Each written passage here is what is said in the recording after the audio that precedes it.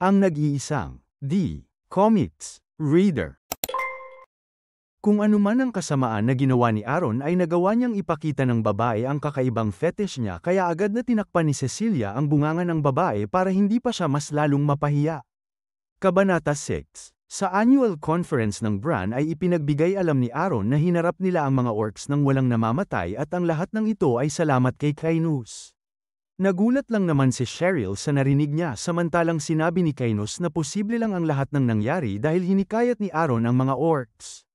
Nagreklamo naman na si Cheryl kung bakit hindi siya kasali. Nakakalimutan na ba nila ang mga fireballs na itinama niya? Pero tinanong lang siya ni Aaron kung sinong nagsabi sa kanya na walang ingat na magtapon ng mga fireballs. Dahil doon ay pumaslang siya ng ilan sa mga bagong lakas paggawa ng hindi naman kinakailangan. Kaya inilabas na lang ni Cheryl ang dila niya para mang-asar. Iniba lang ni Aaron ang usapan at sinabing ngayon na napalaki na ng 5 beses ang kanilang lupain ay kailangan na nilang talakayin kung paano nila gagamitin itong bagong lupain para sa ideya niyang dungeon development. Napatayo na lang sa gulat ang mga nasa silid at tinanong ni Max kung plano ba ni Aaron na gamitin ang dungeons bilang atraksyon para sa mga turista. Tinanong lang ni Aaron si Kainos kung nakahanda na ba ang draft ng kanilang plano. Kahit na medyo busy naman siya ay nakapaglaan pa rin si Kainos ng oras para tapusin ang draft. Naglabas na nga siya ng scroll at inanunsyo na ito ang pangunahing plano para sa Dungeon Development Project. Nagulat na lang ang lahat sa napakahabang plano na kailangan nilang gawin at magkakaiba pa ang naging reaksyon ng 3 lalaki. Dahil dito ay pinalakpakan pa nga ni Aaron si Kainos pero may kulang daw na 2% sa profit model na ginawa niya. Kaya nagtataka na lang si Kainos kung ano pa ba ang kulang. Yun ay ang kasamaan na kinakailangan para linlangin ang mga adventurers na bumibisita sa dungeon sa pamamagitan ng pagtapon sa kanila sa hukay ng liwanag at pilitin silang magtrabaho bilang mga alipin. Pero nagreklamo lang agad si Max na isang royalty daw ang kanyang Panginoon kaya papaano na lang ang reputasyon niya. Ang sagot lang ni Aaron ay sino naman siya para mag-alala tungkol sa reputasyon. Hindi ba mas importanteng hindi magutom? Mga tao lang din naman ang mga royals na pwedeng mamatay kung hindi sila makakakain ng 3 beses sa isang araw. Hindi na nga napigilan ni Kainos na humalakhak ng napakalakas at nagpaumanhin na lang siya na sinabing palagi raw na nilalampasan ng kanyang Panginoon ang karaniwang lohika. Nahihiya na raw siya dahil hindi man lang niya naunawaan ang intensyon ni Aaron bilang strategist niya. Habang nagkakatuwaan ang dalawa ay iniisip lang ni Max na ito ay kabaliwan at paniguradong guguho ang Bran kung magpapatuloy pa ito. Kinabukasan ay abalang naglilibot si Aaron sa loob ng syudad at nagtataka na lang niyang tinanong kung pinapatakbo ba talaga ni Tanda ang sanitation project.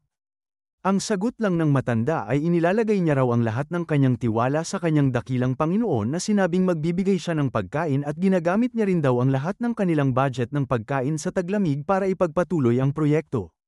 Pero naasar si Aaron sapagkat nagbigay naman siya ng pagkain kaya dapat may ilan na matitirang budget nila. Nagtaka lang si Tanda kung anong budget ang sinasabi ni Aaron. Iniisip ba niyang nahulog lang sa langit ang pera na ginamit nila sa armor na para sa orc raid? Mas malinis na rin daw ang syudad kumpara sa dati kaya hindi na nila kailangan pang gumamit ng pera para sa paglilinis. Kaya mas lalo lang na naasar si Aaron at sinigawan si Tanda na ilang beses niya bang kailangan na sabihin na kailangang malinis ang kapaligiran para walang kakalat na sakit. Iniutos na niya nga na ipagpatuloy pa nilang magtrabaho sa mga imburnal at ibayad sa mga trabahador ang mga pagkain na nakuha nila sa mga orcs. Nagreklamo lang si Tanda na mamamatay silang lahat kung magpapatuloy pa ito. Alam din naman ni Aaron na kung magpapatuloy ang ganitong sitwasyon ay kakailanganin nilang sukuan ang sanitation at mauubusan din sila ng pagkain. Nang biglang may nagtawag kay Romel na sinabing ang mga relihiyosong pari ay iligal na naman na nagsasagawa ng operasyon.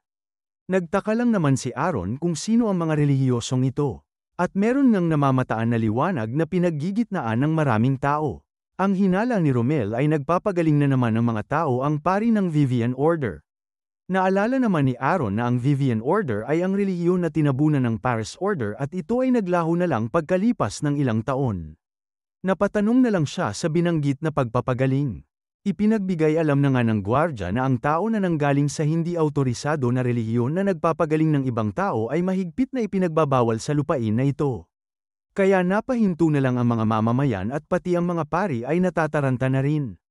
Nagpaumanhin na lang ang nakatalukbong na babae sapagkat hindi niya naman daw alam. Nung umaalis na sila ay hindi na napigilan ng mga mamamayan na magreklamo, mabuti pa sana kung magpapatayo sila ng wastong ospital para sa kanila.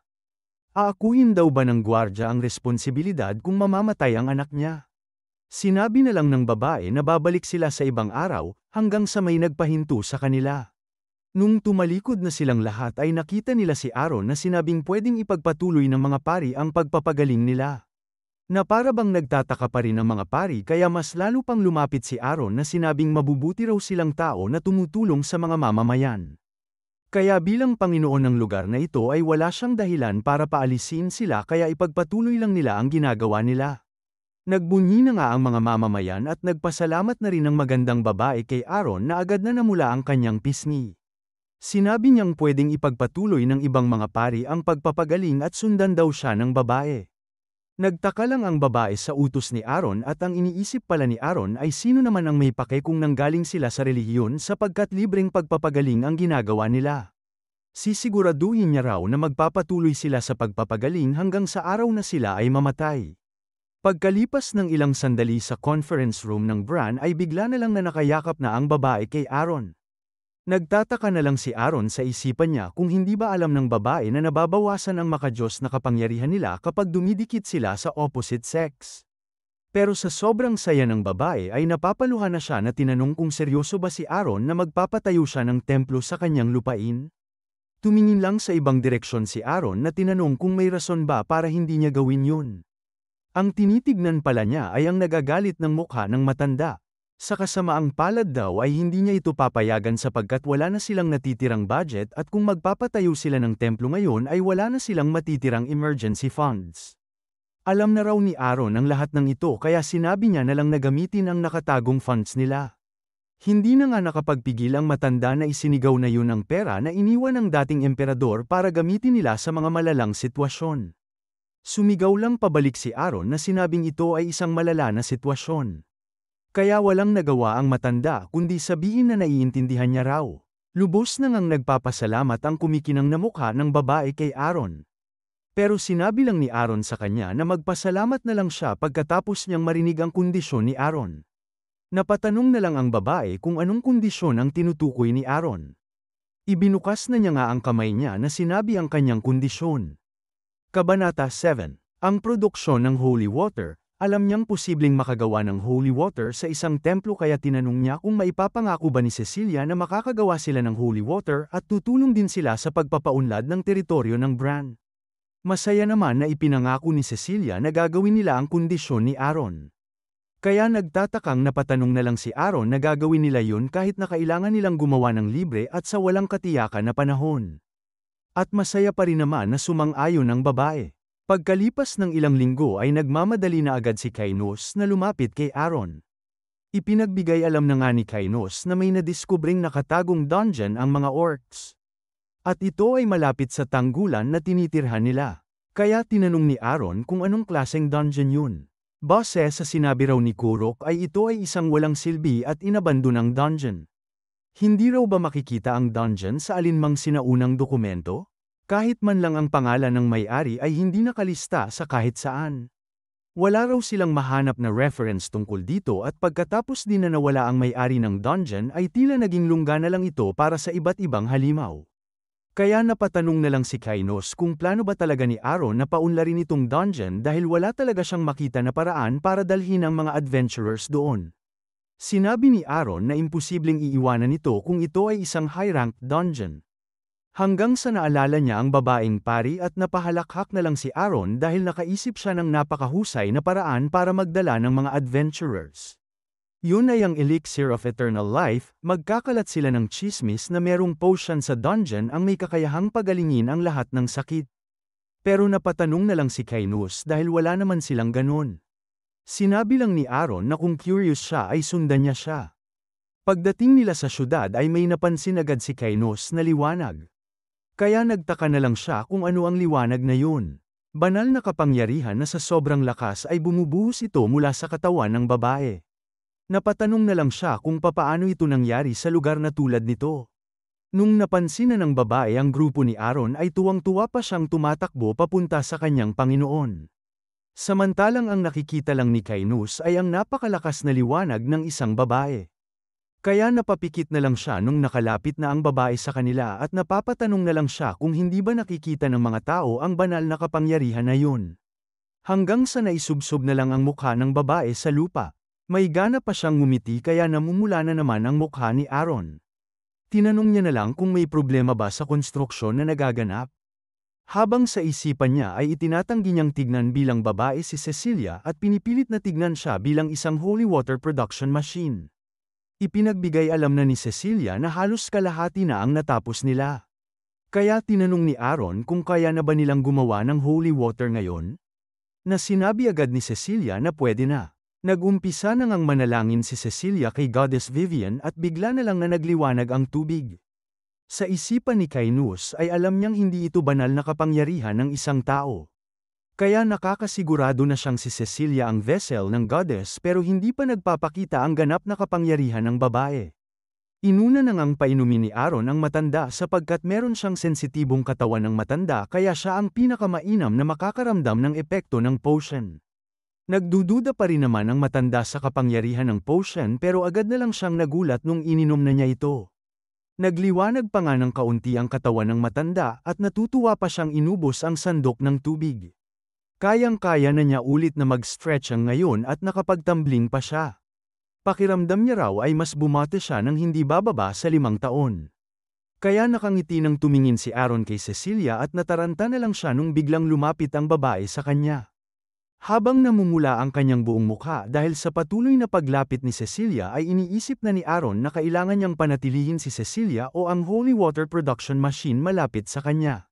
Kaya tinawag na niya si Kainus at agad naman itong lumapit sa kanya. Pabulong niyang tinanong na hindi ba walang problema kapag ito ang elixir of eternal life na tinutukoy ng tsismis na ikakalat nila. Ang sagot ni Kainus ay walang ni isang lugar sa kontinente ang may ganitong kaepektibo na holy water at ang potion na ito ay hindi nagbibigay ng eternal life pero mas higit na raw ito sa sapat para akitin ang mga adventurers. Kaya ngayon ay iniisip na ni Aaron na maghanda na sila para sakupin ang dungeon. Lumapit lang ulit si Cecilia na sinabing may ipapakilala raw siya. Nagtaka na lang si Aaron kung sino yun at ang sagot ni Cecilia ay ang Holy Knight Captain ng Holy Order. Agad lang itong ikinagulat ni Aaron dahil hindi niya inaasahan na may Holy Knight Order ang Vivian Order. Sapagkat ang Holy Knight Order ay hindi katulad ng mga normal na kabalyero dahil sila ay dalubhasa pagdating sa depensa. Binabalot nila ang kanilang katawan ng banal na kapangyarihan at pinapahina ang atake ng kanilang kalaban. Ang kanilang pangdepensang kapangyarihan ay itinuturing na katumbas ng isang buong Kastila. Nalulungkot lang na sinabi ni Cecilia na ang taong yun ang tanging natitirang Holy Knight Captain ng Vivian Order. Kaya pabulong na tinanong ni Aaron na pupunta siya sa teritoryong ito. Hanggang sa may sigaw na tumawag sa redhead na si Aaron.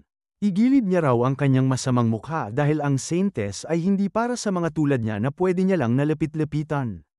Kaya agad na naasar dahil si Aaron sa tinawag sa kanya.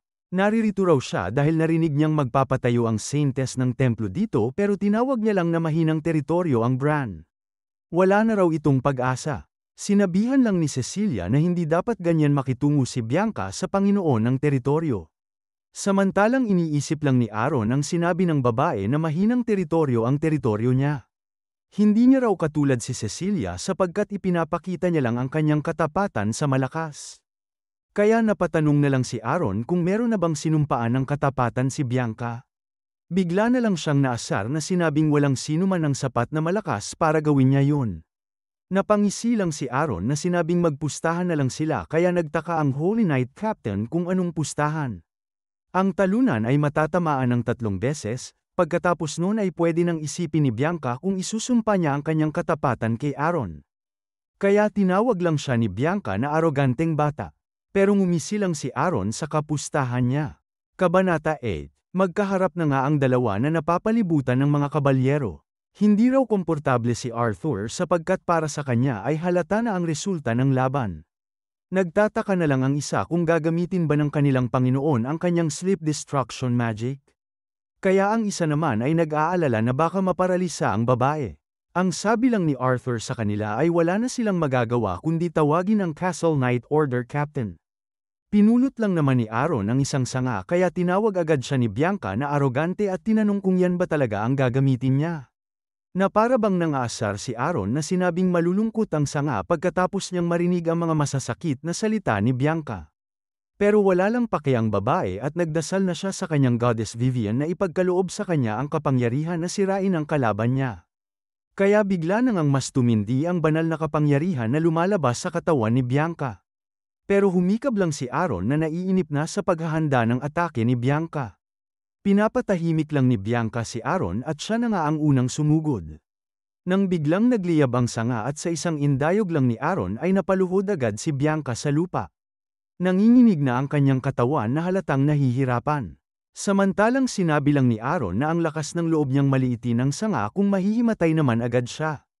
Umatake na muli si Aaron at nagkaroon na agad ng bitak ang kalasag ni Bianca. Hanggang sa tuluyan na nga itong nasira at halata sa mukha ng babae na naiiyak na siya. Kaya nagkapira-piraso na nga ang kalasag at pinaalalahanan pa siya ni Aaron na dapat matamaan ng 3 beses ang talunan. Ang unang tama ay sa puwet na nga ni Bianca tumama. Kaya nahihirapan na ang mga kabalyero na panoorin ang pangyayari. Ang pangalawang tama ay sa parehong parte pa rin nakapuntirya. Nung pangatlong tama na ay natumba na lang si Bianca sa sahig. Yun na nga raw ang ipinangakong 3 tama at huwag na raw iinsultuhin ni Bianca si Aaron sa kanyang teritoryo. Pinilit pa ng babae na tumayo, kaya nagtaka na lang si Aaron sapagkat yun pala ang fetish ng babae at si Aaron daw ang kauna-unahang lalaki na naging masama sa kanya. Bigla naman na sumulpot si Cecilia na tinakpan ang bunganga ni Bianca. Kaya mas lalo pang nagtaka si Aaron. Si Cecilia pa ang nahihiya na at sinabi niya na lang na nalilito lang ang kanilang Castle Knight Order Captain dahil mahilig siyang magbasa ng romance novels. Na para bang nandidiri na si Aaron na nagtataka kung anong mga nobela ang binabasa ni Bianca. Tinawag niya na lang si Romel na tipunin na niya ang mga pupunta sa dungeon subjugation. Nagtipon na nga sa harap ng Kastila ang mga sundalo at naliliitan na lang si Aaron dahil 100 lamang na mga sundalo ang pwede nilang pakilusin. Tulad nga ng alam nila ay may populasyon ng 5,000 ang teritoryo ng Bran at 10% lang nito ang mga lumalaban. Kaya kailangan pa nilang dagdagan ang kanilang populasyon para madagdagan din ang bilang ng mga lumalaban. At kahit na ganun ang mangyayari ay wala silang sapat na pagkain at pera na maibibigay sa buong populasyon.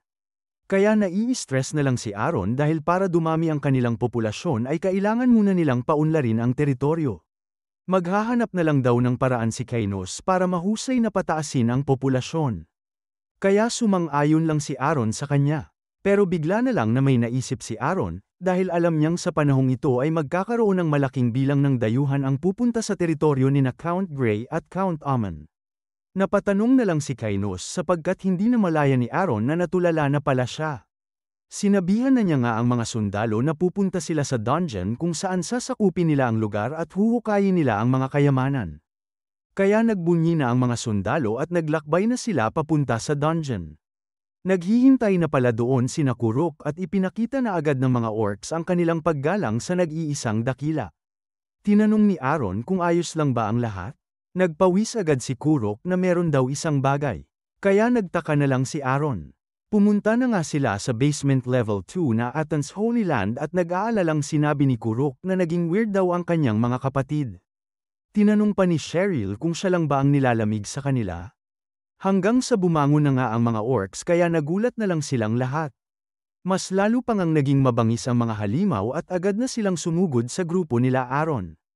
Ang tanging pinag-aalala pa ni Kuruk ay kapag aatake sila ay sisirain ng nag-iisang dakila ang mga orcs. Kaya para protektahan ang kanyang species ay si Kuruk na mismo ang umatake sa mga kapwa niyang orcs. Napalipad na lang ito sa grupo ng mga orcs at biglang may lumabas na nakakapangilabot na multo. Kaya agad silang binalaan ni Kainos na mag-ingat sila. Sumugod na nga ito at nung aatakihin na ito ni Kuruk ay tumagos lang ang kanyang sandata at nagpatuloy na ito na dinipensahan agad ni Aaron. Ngayon ay nanginginig na agad ang katawan ni Aaron at napapalibutan na sila ng napakaraming mga multo. Kabanata 9. Napamura na lang si Cheryl dahil ayaw niya raw na magpakita ang mga ito sa panaginip niya. Kaya naglabas na siya ng apoy na may mukha pero nung nakita ito ng mga multo ay agad na silang sumugod kay Cheryl. Mabuti na lang ay kumilos agad si Aaron para paalisin ang mga multo. Ginamit ni Cheryl ang skill niyang fire spray kaya nagbuga na ng apoy ang mukha at tuluyan nang nasunog ang mga multo na sumugod sa kanila. Nung may tumawag kay Cheryl ay agad na lang siyang tumingin sa likod niya at sinabi ni Romel na hindi raw nila kayang hatiin ang mga multo. Tsaka lang sinabi ng nagtatagong Kainos na sapagkat espiritu ang mga multo ay mahika lang daw ang tumatalab sa mga ito. Kaya napasigaw si Romel kung bakit ngayon niya lang daw sasabihin ang impormasyon na yun. Sinabihan na ni Cheryl ang lahat na huwag silang gumalaw. Dumura ng 3 apoy ang apoy na mukha, na tumama sa espada ni Romel at ito ay agad na nagliyab. Parehas din ang nangyari sa espada ni Aaron at sa sandata ni Kurok. Pero naging abo lang ang kahoy na sandata niya kaya naging awkward ang sitwasyon para sa apoy na mukha. Nagpatuloy na nga ang pakikipaglaban ni Romel at Cheryl sa mga multo na isa-isang nasusunog na lang. Nung umuunti na ang mga multo ay may kakaibang ginawa ang mga natitira pang multo. Sa sobrang lakas ng kanilang sigaw ay napapatakip na lang ng mga tenga sila Aaron sapagkat nagsama-sama pala ang mga maliliit na multo para makagawa ng isang napakalaking multo. Mabilis itong pumunta sa gilid at sumigaw ng napakalakas na mistulang ayaw niyang papuntahin sila Aaron sa kinaroroonan niya. Pero agad lang na may espada ang humiwas sa multo at tinanong lang ni Aaron kung tapos na ba ang laban. Lumapit si Kainos sa istante at ang hinala niya ay ito ang pinoprotektahan ng mga multo. Nung ibinuklat ni Cheryl ang isang libro ay napatawag siya sa kanyang kuya at nung tinignan nito ni Aaron ay nabasa niyang Legacy of Ancients ang pamagat ng libro. Ang nakasulat sa libro ay noong kapanahunan daw ng imperyo ng demonyo ay may grupo ng mga monghe ang nag-eensayo sa lugar na ito. Nagulat na lang si Cheryl sa nabasa niyang mental strength training. Nagtaka lang si Aaron kung anong mental strength ang tinutukoy ni Cheryl. Ipinagpatuloy ni Cheryl ang pagbabasa na sinabing hindi tulad ng mga salamangkero na gumagamit ng mahika, ipinakilala ng mga monghe ang ganap na naiibang ideya na tinatawag na mental strength sa librong ito. Mas lalo pang nagtaka si Aaron sapagkat ngayon lang ang unang beses na narinig niya ang mental strength at ang mas mahigit pa ay ideya ito na kilala na, kahit ilang dekada na ang nakalipas. Bagamat ang mana ay parang mangkok na ibinigay na sa isang tao noong kapanganakan pa lamang nila para mag-imbak ng tubig, ang mental strength ay parang abilidad para gumawa ng panibagong mangkok para mag-imbak pa ng mas maraming tubig. Tinanong ni Aaron si Kainos kung narinig na niya ba ang teknik na ito. Tinawag lang ito ni Kainos na kawili-wili dahil kung tama raw ang pagpapaliwanag ni Cheryl ay magiging posible na para sa mga normal na mamamayan para gumamit ng mahika sa pamamagitan ng mental strength training. Kaya napatanong na lang si Aaron kung pwede na bang gumamit ng mahika ang hukbo ng teritoryo sa pamamagitan ng pag-eensayo lamang. Pero sa tingin ni Kainos ay hindi raw kapaki-pakinabang na ilabas ang impormasyon na ito. Nagtaka na lang si Aaron kung bakit hindi. Kapansin-pansin ang dugo na tumalsik sa buong dungeon at may mga butas din sa buong lugar. Ang hinala ni Kainos ay posibleng hindi pangkaraniwan ang paraan ng pagsasanay o masyadong malala ang side effects nito. Na umabot sa puntong pinatay nila ang isa't isa.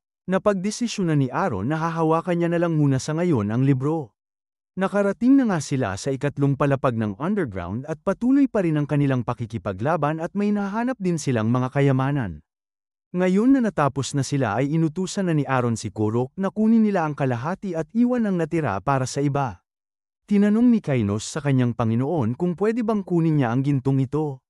Nagtanong lang pabalik si Aaron kung saan niya ito gagamitin. Dahil daw simple lang ang pagkakaayos ng Autumn's Holy Land ay mahihirapan silang bigyan ang mga adventurer ng pakiramdam ng pananabik. Pinag-isipan nito ni Aaron at sinabing hindi raw siya nagkakamali. Kaya kailangan niya raw ng ilang pondo para magdagdag pa ng ilang mas kawili-wiling features. Napatanong na lang si Aaron kung anong kawili-wiling features ang tinutukoy ni Kainos. Nagsimula na nga ang pagsasaayos ng dungeon na mistulang naging malawak na maze.